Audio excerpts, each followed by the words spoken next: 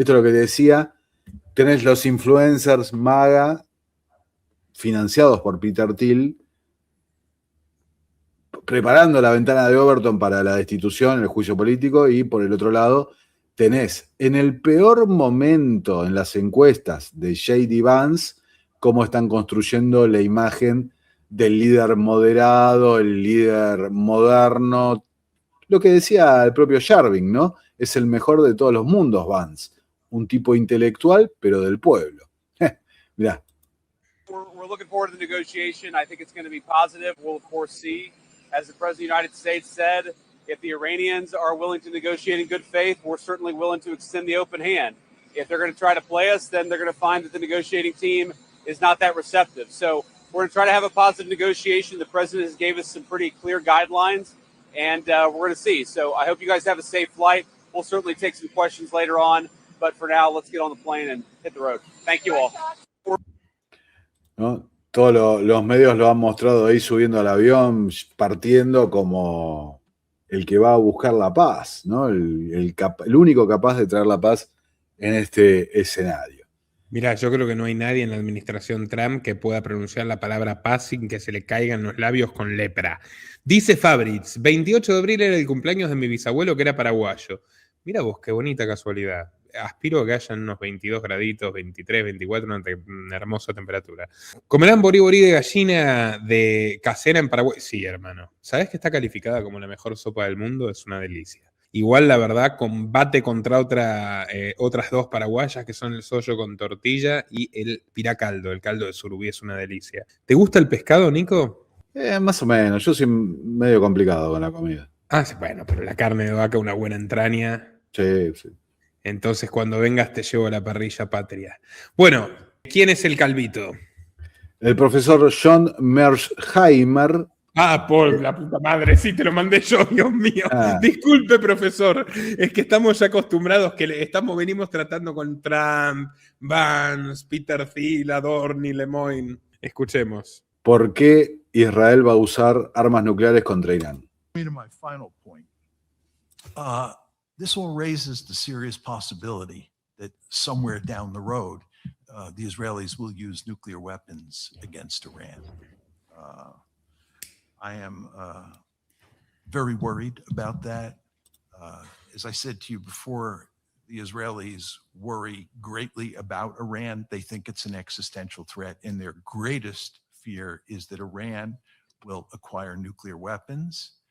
And I think if the Israelis even suspect that Iran is pursuing nuclear weapons, that they will use nuclear weapons to prevent Iran from acquiring a nuclear deterrent, because it's now clear that Israel cannot prevent Iran from acquiring nuclear weapons using its own conventional forces. It doesn't work. The only option they have is nuclear weapons. And I believe the Israelis would use nuclear weapons in that situation. Now, you might say to yourself, well, the United States would stop that from happening. The United States will not stop that from happening. Bueno, ahí lo escuchabas al profesor, y acá, fíjense, compartido por el gran periodista Rubén Luengas, el ministro de Seguridad de Israel bromeando con esto, ¿no? Esto bombas. Estos enfermos, cuando Trump dijo que iba a aniquilar a la civilización, pusieron en la televisión pública israelí un contador y estaban todos riéndose con un asesino vestido de verde oliva en la esquina del panel diciendo: ¡ajá! Faltan 6 horas para el apocalipsis de Irán. Están enfermos, una sociedad envenenada, siniestra, oscura, perversa, están adoctrinados, religiosamente es un culto supremacista, tienen supremacismo racial, incluso los ateos, o sea, se sienten que son superiores a los árabes que están matando, a los iraníes, a los europeos, al resto del planeta. No estoy hablando de Norman Finkelstein, no estoy hablando de Mearsheimer, que también es judío étnicamente, no estoy hablando de el rabino Weiss, que es religioso y humanista. No, estoy hablando del adoctrinamiento brutal en Israel. ¿Hay gente inocente en Israel? Sí, mucha. Y víctima de su gobierno también. Pero la mayoría de la sociedad está enferma. Es un dogma de odio. Habría que desionizar, o sea, hay que desmantelar Israel en respeto del derecho de los inocentes, pero ni siquiera se puede desionizar porque en sí no es que hay que desnazificar a Alemania. Alemania existía antes de Hitler. Israel es directamente un invento totalitario de un movimiento totalitario que depreda y aniquila lentamente a los propietarios legítimos de un país llamado Palestina. Pero bueno, escuchemos al demente maldito este. ואני שואל אותך או את השר בן גביר, מי שירצה לענות ראשון, למה אנחנו לא משתמשים בפצצת ניוטרון, זה נקרא? זה סוג של פצצת אטום שלא פוגעת במבנים, היא הורגת את כל האנשים באופן מוגבל, בכל המקומות. אני הבנתי שאתה... השר בן גביר, מה אתה אומר על... מה הראשון? תן לו. אני הבנתי... בן גביר לא רוצה להיכנס. תשמע, אחרי מה שקרה עם השר אליהו... אני מכיר את החיוך שלך. אני מכיר את החיוך שלך, השר בן גביר, מאוד יפה הרבה שנים, אתה מסתיר פה משהו. לא, ברצינות. אני חבר קבינט מצומצם. נכון. האחריות עליי פי מיליון. עמדתי ידוע, ואני אומר אותה בצורה הכי פשוטה, אנחנו צריכים למחוק את משטר הטרור האיראני. ואני שואל אותך או את... ¿No? Arrasar Irán directamente. Acá esto, mira, 16 segundos de Mark Rutte. ¿Se acuerdan cuando tenía el libro de Klaus Schwab ahí en su despacho? Rutte, bueno, mira, 16 segundos. Is the world safer today than it was before the war was started? Absolutely, because, and this is thanks to President Trump's leadership, degrading these capabilities is really very important for your and my safety here in the US, in Europe, in the Middle East. ¿No? Deja de estar chupando, Rutte, ahí abajo del escritorio. Por Dios. Es el mundo más seguro. ¿A quién le parece que el mundo es más seguro hoy que hace un tiempo? A nadie, por Dios. Pero algo tiene que ver, me parece, con esta payasada de tregua que duró alto al fuego, que duró horas nada más. Fíjate, Trump lo apuró a Rutte, amenazó con la salida de la OTAN, algo que no va a pasar, y dijo, ¿no? Espero un compromiso en cuestión de días de los países de la OTAN para la reapertura del estrecho de Hormuz. Y escuchalo al trilateral Keir Starmer. Well, I had a discussion with President Trump last night and set out to him the views of the region here. These Gulf states are the neighbors of Iran, and therefore, if the ceasefire is to hold, and we hope it will, it has to involve them. They have very strong views on the Strait of Hormuz. And we spent most of the time on the call talking about the practical plan that's going to be needed to get navigation through the Strait, and the role that the UK is playing. For a couple of weeks now, we've been pulling together a coalition of countries, now over 30 countries, working on a political and diplomatic plan, but also looking at military capabilities and actually the logistics of actually moving vessels through the strait. So that was the focus of the discussion last night, reflection on what I've been discussing here, but also that focus on a practical plan in relation to navigation through the strait. Bueno, ahí lo podés escuchar a este hombre que pocas luces también, Starmer, una coalición internacional, capacidades militares para ir a abrir el estrecho de Hormuz. El jefe de las Fuerzas Armadas del Reino Unido hoy, que se hizo bastante viral este clip. La guerra es un esfuerzo de toda la nación, lamentablemente. Entonces, ¿cuál es su mensaje al público mientras el gobierno prepara esta versión moderna del libro de guerra? Bueno, lo primero que diría es que deberían estar orgullosos de las Fuerzas Armadas que tienen. Nuestro trabajo es tratar de disuadir a nuestros adversarios de que piensen siquiera en iniciar una guerra. Pero su punto es absolutamente correcto. Esa amenaza está aumentando. Por eso debemos mejorar, expandirnos e invertir más en defensa, algo que planeamos hacer. Pero también afecta a toda la nación. Lo que hacemos en las Fuerzas Armadas importa, pero para nuestra población, nuestra gente, debemos reconocer que el panorama ha cambiado. ¿Okay? Los beneficios de la paz que hemos disfrutado los últimos 30 años están llegando a su fin. Y eso requiere que nos eduquemos y ayudemos a la población a comprender algunas de esas amenazas y a entender qué pueden hacer para apoyar a la nación y potencialmente a las Fuerzas Armadas. Disfrutado los últimos 30 años están llegando a su fin. ¿No? Los beneficios de la paz que disfrutamos los últimos 30 años llegaron a su fin, ¿no? Y la gente tiene que entender, dice. ¿Y qué tiene que entender la gente? Bueno, ya lo vamos a ver en el Reino Unido. Mira, ya que estamos... Esquema de identificación digital reducido puede combatir el populismo, dice un ministro británico. ¿Por qué? Porque la gente no acepta esto y lo están tratando de colar en la mente de la gente. Si no, será con una guerra, como pasó en Ucrania, que instalaron el sistema de identificación digital y demás. Por las dudas, ¿no? Mirá, Putin. Особо остановлюсь на практическом применении передовых решений. Уже поручил правительству совместно с главами регионов сформировать национальный план внедрения искусственного интеллекта на уровне всей страны с учетом задач отраслей и субъектов федерации. К 2030 году подобные технологии и продукты на их основе должны использоваться во всех областях, включая производство, логистику, энергетику, управление и образование. Bueno, la oposición, ¿no? Al orden globalista, ponele, Nico, ¿no? La IA implementada en, léase, la tecnocracia. La tecnocracia. Pedro Sánchez.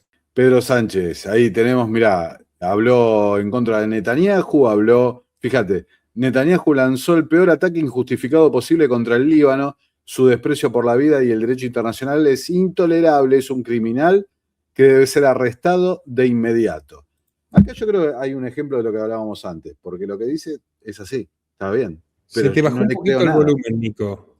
A ver, no, lo que dice está correcto, está bien, pero no le creo nada a Sánchez, ¿no? Como que está actuando el rol de disidente, ¿no? En esta situación.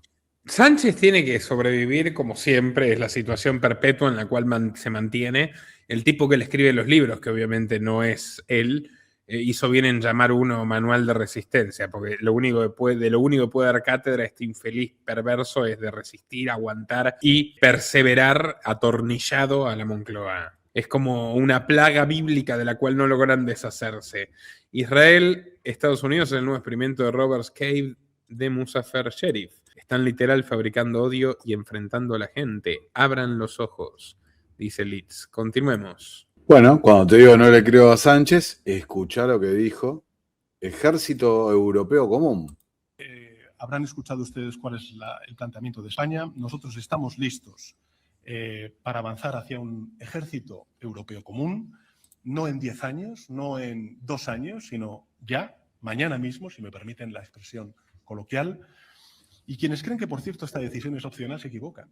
En el mundo en el que estamos, hoy potencias medias que son las que componen la Unión Europea, solo tenemos una forma de hacernos valer, desde el punto de vista de la seguridad y la defensa, y es construir una defensa común y asumir juntos nuestras vulnerabilidades, o si no, lo que vamos a hacer es permitir que otros utilicen esas vulnerabilidades y esas debilidades contra nosotros.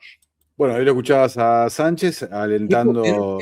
¿Qué potencia es España cuya economía consiste en el turismo? Ahora que sus políticas energéticas están matando a España, todas las políticas energéticas europeas están matando a Europa y adicionalmente el mundo entero está jodidamente jodido por la suba del petróleo y lo que va a significar en términos de movilidad. Y él, para variar, planeando confinamientos por guerra. O sea, básicamente el plan es llevar a España a ser Corea del Norte. O sea, un país que vive del turismo no es una potencia. Su fuerza militar es completamente inexistente. O sea, Francia es una potencia media. Inglaterra es una potencia negra con la Royal Navy. No hay más potencias. Alemania era una potencia industrial, pero ya fue aniquilada. De hecho, vamos a ser justos, sí, el Nord Stream que volaron los norteamericanos y toda la industria alemana liquidada. Europa fue. El último reducto de Occidente creo que es Latinoamérica y la zona más estable ya saben cuál es. Es su corazón. Sigamos. Uno de los grandes vencedores de toda esta reestructuración es China. Única noticia que voy a pasar, la líder de la oposición de Taiwán se paseó por China, fue recibida realmente muy bien y dijo, no podemos permitir que Taiwán y el estrecho de Taiwán se conviertan en un campo de batalla. Y también dijo, es una nueva época que nos lleva a una pacificación. O sea, mirá si China se lleva a Taiwán y a los semiconductores de arriba, ¿no? Simplemente por el corte del estrecho de Hormuz. Hay un duelo entre Estados Unidos y Prevost. ¿Viste? El Pentágono, Elbridge Colby, el nieto de William Colby, uno de los halcones de esta administración Trump, ex-demócrata, hay que decirlo, ¿no? Lo que muestra cómo van cambiando de un lado al otro estos muchachos sin ningún tipo de problema. Ahora, ¿me dijiste ex-demócrata como Trump? No. Bueno, Trump también, sí, claro. O como Trump Robert fue- Kennedy Jr. También, ¿no? ¿O cómo era la de Seguridad Nacional? Militar. Tulsi Gabbard. Tulsi Gabbard, como ella, Sí, claro. Tulsi Ok. Gabbard. Bueno, acá resulta que Elbridge Colby, gente de la CIA, ¿no?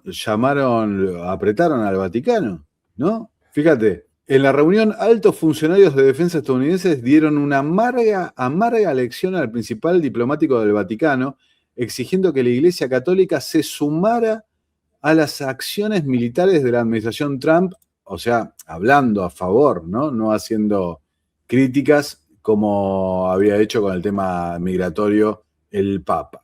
Así que realmente apretando las clavijas por todos lados la administración Trump. Ahora pasando ya a Latinoamérica, tenemos acá de Sin embargo en Twitter, Sheinbaum afirmó que México debe fortalecer su independencia energética, motivo que la llevó a plantear la posibilidad de que se implementen acciones para la explotación de gas no convencional. Rechazó que esto se realice mediante fracking. Sin embargo, como dice acá el país, la lenta y sutil entrada del fracking. Definitiva del fracking, que es una tecnología excelente, pero la tipa era una evangelista contra el fracking. Está bien, cede a la realidad. Ahora, ¿en manos de quién? ¿Y quién los controla? Porque obviamente estos tipos vienen desde el norte con las peores intenciones a territorios casualmente vaciados por una guerra sangrienta, que es la guerra contra las drogas que impulsa el tío Sam. Como bien documenta Guadalupe Correa Cabrera, están pasando cosas en México, están pasando muchas cosas. Yo creo que de cara al mundial, donde la zozobra impera, yo hablo con todos los mexicanos desesperados, muchos decían, yo vivo en Puerto Vallarta, acá no había ningún problema, y ahora está todo prendido fuego, o en mi ciudad no había ningún tema y temo que secuestren a mis hijos, secuestraron 6 choferes de mi empresa de transportes, etc. Bueno, Nico. Sheinbaum hablando de la visita de Larry Fink, justo que decir los dueños, ¿no? Hay una reforma de la vivienda en México que es expropiatoria y sigue literalmente la misma línea, el mismo guión que Sánchez. Sánchez puso el tema de la emergencia climático-sanitaria como pretexto para confiscar las propiedades de los españoles, para obligar a trabajar gente del sector privado para el Estado contra su voluntad, que es la esclavitud.